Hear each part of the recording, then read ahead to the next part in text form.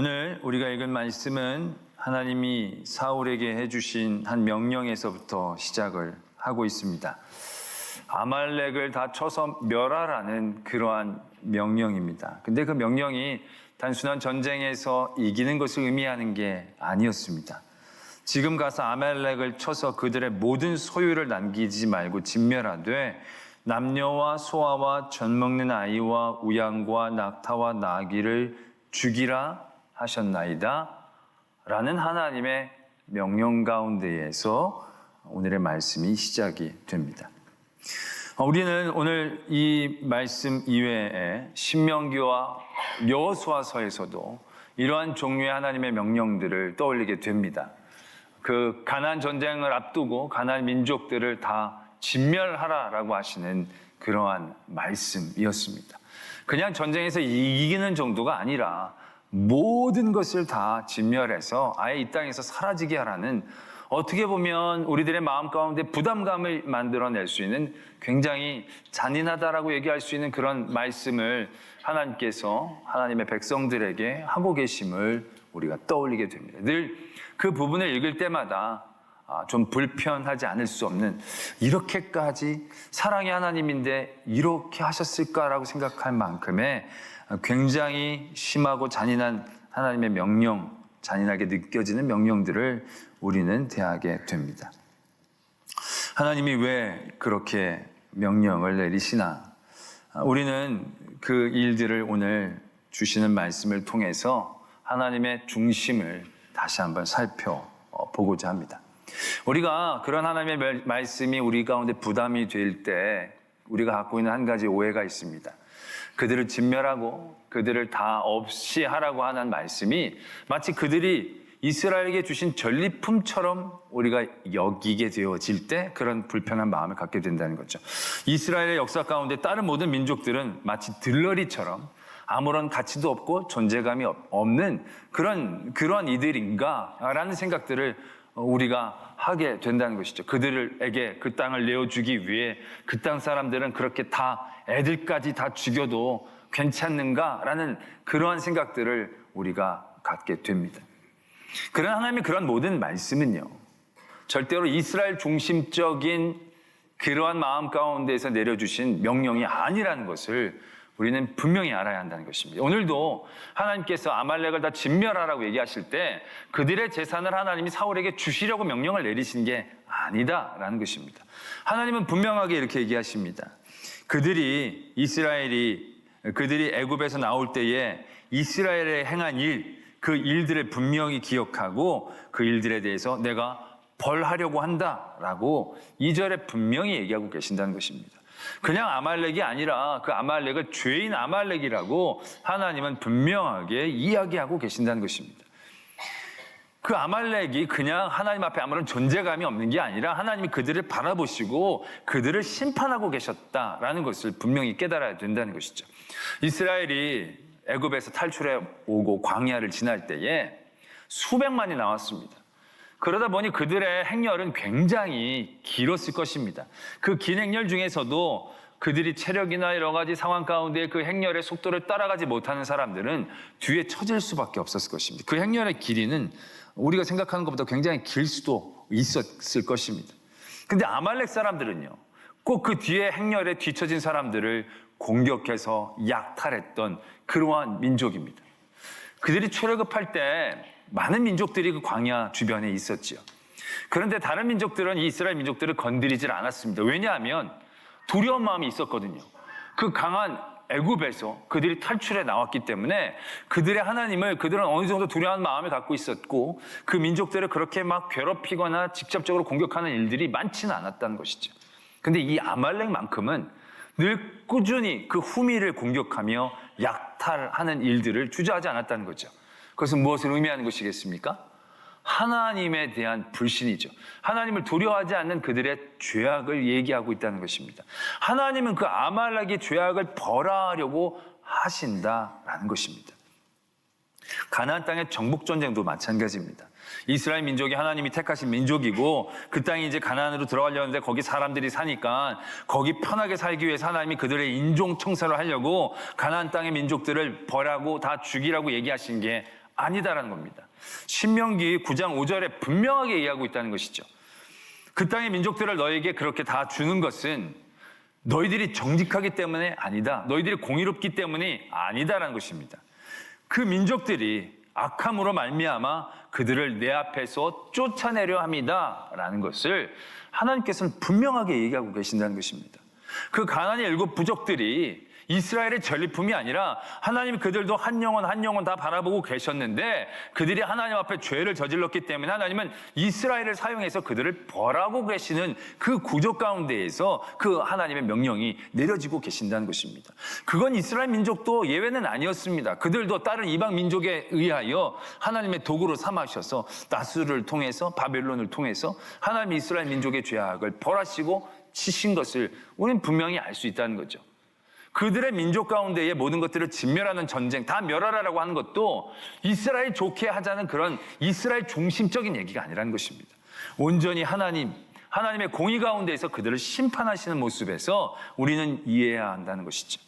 우리가 요나서를 기억해 보면 그 니느웨를 사랑하는 하나님의 마음을 볼 수 있습니다. 니느웨가 어떠한 성입니까? 아수르의 수도라고 얘기를 합니다. 아주 악한 민족의 나라입니다.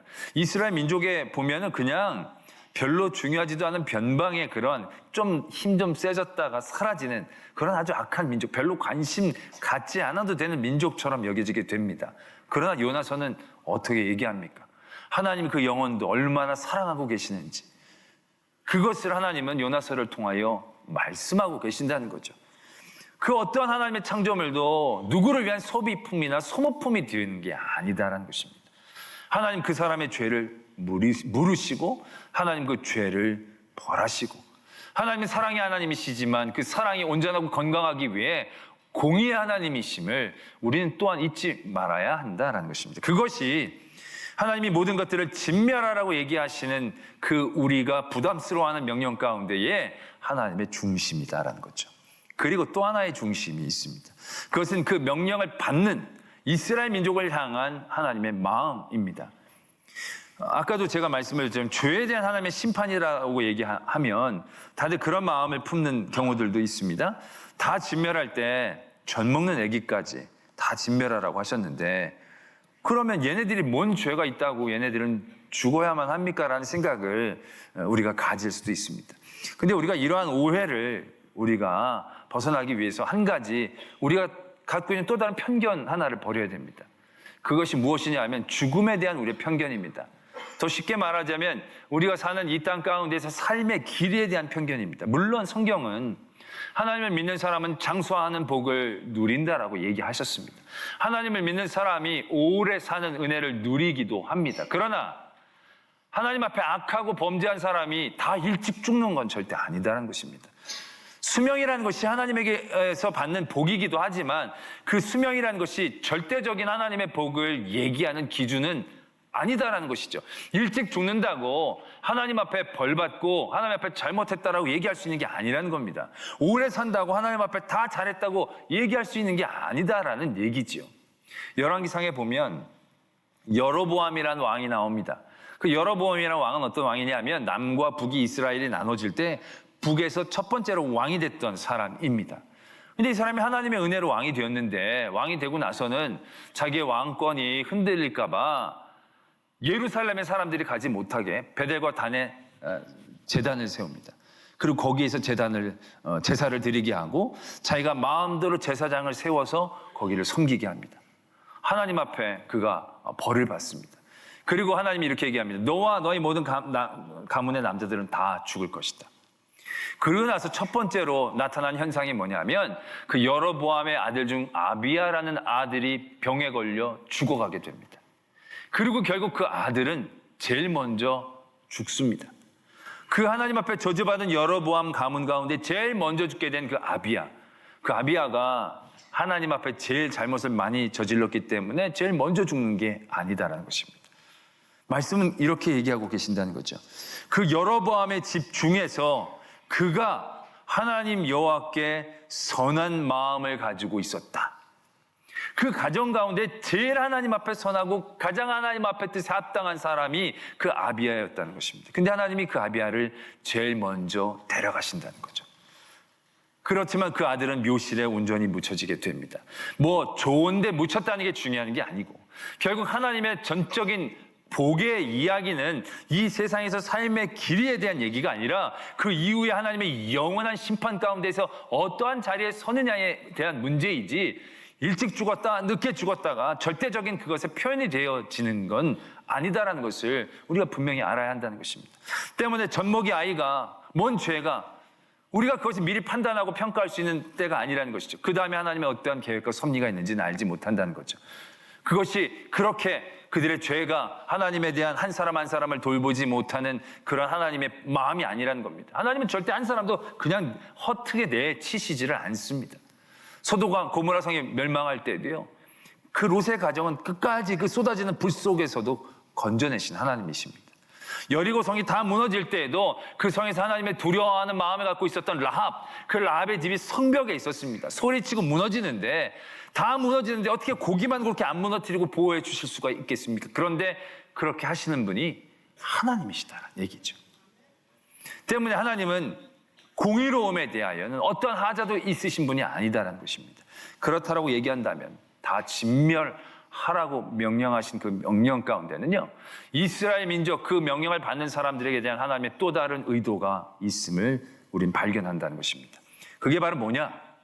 다 진멸하라고 했으니까 다 죽이는 게 하나님이 의도하시는 그러한 중심이냐? 아니다라는 것입니다. 가나안 전쟁에서도 보면요, 하나님이 전쟁을 그냥 멈추게 하십니다. 근데 그게 가나안 사람들을 다 죽였기 때문에 멈추시는 게 아니다라는 얘기죠.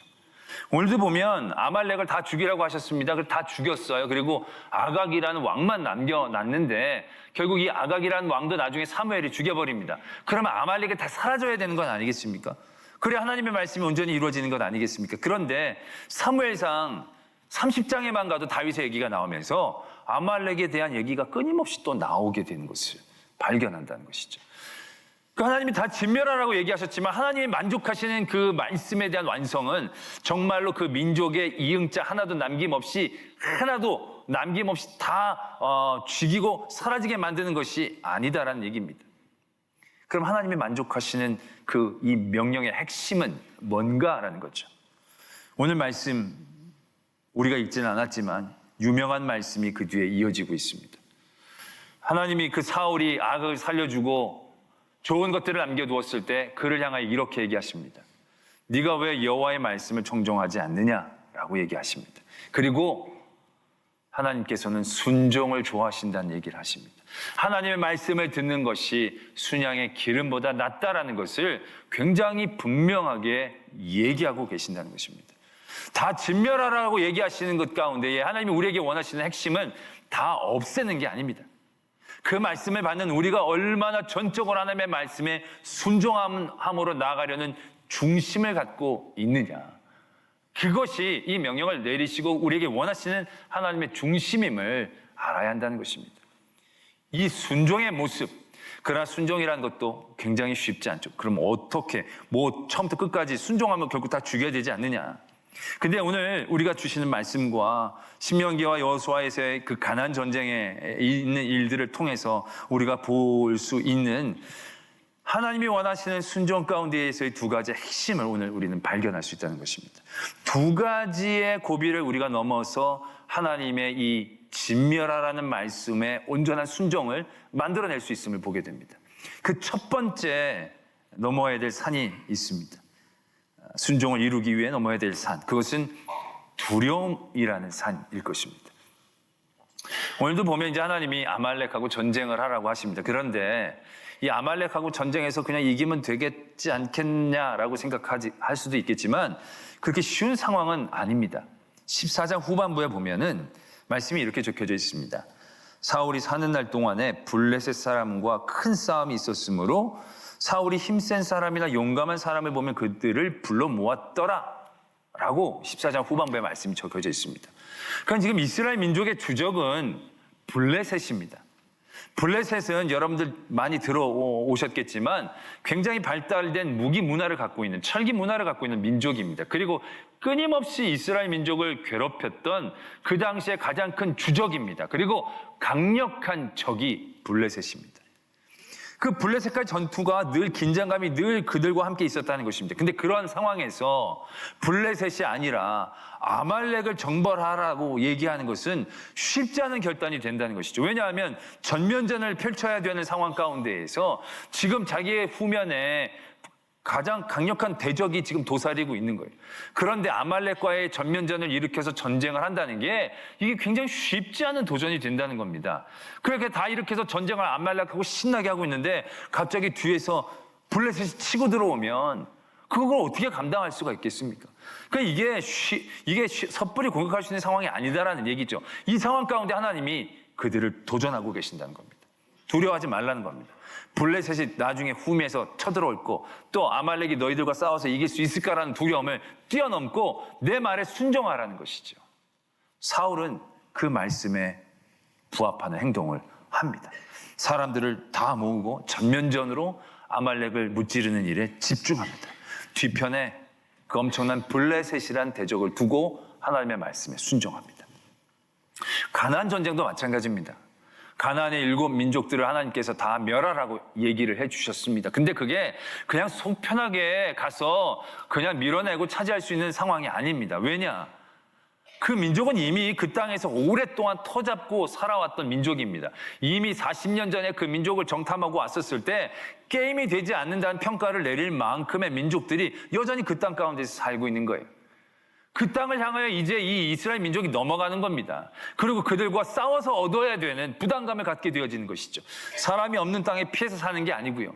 그들을 진멸해야 되는 하나님의 말씀을 그들이 받고 나가게 되는 겁니다. 여호수아서에서 보면 여호수아를 하나님이 만나시고 그에게 첫 번째로 하셨던 말씀이 무엇이겠습니까? 두려워하지 말라라는 거거든요. 강하고 담대하라는 거거든요.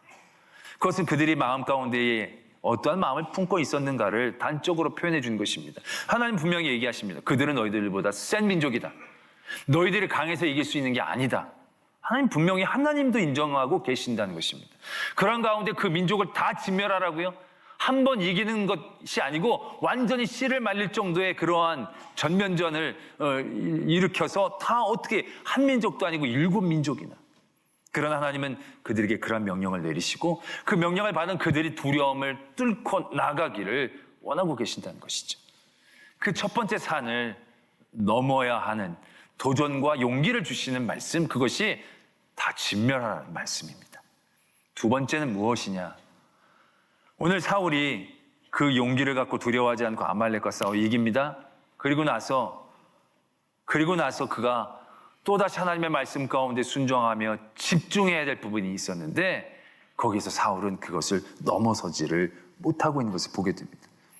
너가 여호와의 목소리를 청종해야 하는데 탈취하기에만 급하여 여호와께서 악하게 여기시는 일을 행했구나, 이렇게 얘기하고 계십니다. 두 번째, 우리가 넘어야 될 산은 탐욕이라는 산입니다. 탐심이라는 산입니다. 하나님이 다 진멸하라고 하는 말씀 가운데 용기를 가지고 도전하며 싸움 가운데에 우리가 승기를 잡고 그 자리에 서게 되었을 때 우리가 또다시 집중해야 될 하나님의 순종함이 있다는 것입니다. 그들을 다 죽여 없애는 데 집중하는 게 아니라 그 모든 하나님의 말씀에 순종하는 과정 가운데에서 그들의 눈에 보이는 자신들의 모든 유익과 이권에 대하여 철저히 그 탐심과 싸워야 하는 그 중심을 우리가 가져야 하는 것을 오늘 우리는 말씀을 통하여 볼 수 있어야 한다는 것입니다. 가나안 정복 전쟁에서도 비슷한 현상이 일어났었습니다. 여리고 성을 무너뜨릴 때 그 견고한 성, 그들에게 너무나도 힘들어 보이고 버거워 보이는 성이었습니다. 그들이 무슨 공성전에 대한 어떤 많은 무기가 얼마 정도 있는지 모르겠지만 제가 보기엔 그런 게 없었다는 거죠. 결국 그들이 그 성을 무너뜨리는 것은 무슨 돌을 던진 게 아니라 일종의 음파 공격이지 않습니까? 그러니까는 솔직히 아무것도 없었다고 보는 게 맞죠. 거기에서 그 성을 어떻게 이깁니까? 근데 하나님이 한 바퀴씩 돌라고, 그리고 마지막 날은 7바퀴를 돌고 소리 지르라고. 이게 얼마나 우매한 일입니까? 돌 때 갑자기 튀어나오면 어떡합니까? 근데 그들은 그 두려움을 이겨내고 그 성을 완전히 진멸하는 하나님의 말씀에 순종하며 그 성을 돌죠. 소리 질렀더니 성이 무너집니다. 그리고 그 성의 모든 것들, 아무것도 그들은 탈취하지 못하고 그 모든 것들은 하나님의 것으로 인정하며 그 말씀에 순종하는 하나님의 시험들을 그들이 치르게 됩니다. 근데 어떻게 됩니까? 거기서 아간이라는 사람이 외투와 금과 은을 자기가 따로 취하지 않습니까? 막 전쟁하고 막 죽이다 보니까 완전히 이제 승기를 잡았지 않습니까? 여리고 사람들은 완전히 이제 허수아비들처럼 거기서 완전히 싸울 기력을 잃고 아마 무너져 가고 있을 때 그 사람들을 징벌해 가면서 정말로 하나님 우리에게 승리를 주시는구나 하면서 그들이 하나님의 말씀에 순종함 가운데 깨어 있어야 되는데 그들이 죽이다 보니까 그게 보이거든요. 이거 태우기 너무 아깝거든요. 굳이 그럴 필요가 있을까라는 생각이 들만 하거든요. 그러니까 그걸 따로 취해 오고야 말았다는 것이죠. 그래서 하나님의 온전한 말씀에 순종하지 못했던 것을 우리가 떠올릴 수 있어야 한다는 것입니다. 바로 사울의 모습이 또한 그러한 모습이었음을 우리가 분명히 기억해야 하는 것입니다. 이건 이 시대에 가나안 전복 전쟁이나 아말렉을 전복할 때에 주시는 말씀만 우리에게 이렇게 다 진멸하라고 주시는 게 아닙니다. 솔직히 예수 그리스도에게도 하나님은 이러한 명령을 주신 겁니다. 이 땅에 모든 사망 권세를 무너뜨려라는 거죠. 모든 악의 저주를 끊고 그들을 다 사라지게 하라는 것이 어떻게 보면 예수님이 받으셨던 하나님의 명령인 것입니다. 근데 그 명령을 지켜내 가기 위해서 예수님이 집중하셨던 것이 무엇인지를 우리가 분명히 떠올릴 수 있어야 되는 것입니다. 그 모든 악한 세력을 물리치기 위한 얼마나 많은 모습이 있었겠습니까? 하나님의 사람들을 모아가지고 그 사람들 믿는 악한 사람들을 다 징벌하고 정복하여 대제국을 만들어내는 것도 한 방법일 수 있었을 것입니다. 그런데 예수님이 집중하신 건 그게 아니었습니다. 모든 악한 세력들을 이 땅 가운데서 이기기 위해 하나님이 예수 그리스도께서 집중하신 그의 말씀의 중심은 하나님에게 순종합니다라는 것입니다. 악을 진멸하는 명령을 받았지만 그 진멸함의 승리의 방법은 하나님의 말씀에 순종이었고요. 그 순종함에 있어서도 더 집중한 두 가지가 있다면 하나는 두려움에 대한 이김이었고 하나는 자기의 편안과 자기의 안녕에 대한 이김이었다는 것입니다. 그의 모든 삶에서의 고통과 고난에 대한 두려움, 예수님은 그걸 이기기 위해 집중하셨습니다. 그리고 이 잔을 내게서 옮겨주셔서 좀 더 편한 길로 되는 길은 없겠습니까? 라고 바라는 자기 안의 안녕을 원하는 그 탐심과 예수님은 끝까지 싸우셨습니다. 그리고 그 두 유혹을 끝끝내 이겨낼 수 있으셨을 때 예수님은 그것이 순종의 모습이 되었고 그 순종이 모든 악한 세력들을 이기는 가장 놀랍고 완벽한 승리의 길이었다는 것을 우리가 분명히 깨달아야 한다는 것입니다. 여호수아에게서도 보여지는 모습이 바로 거기에 있습니다.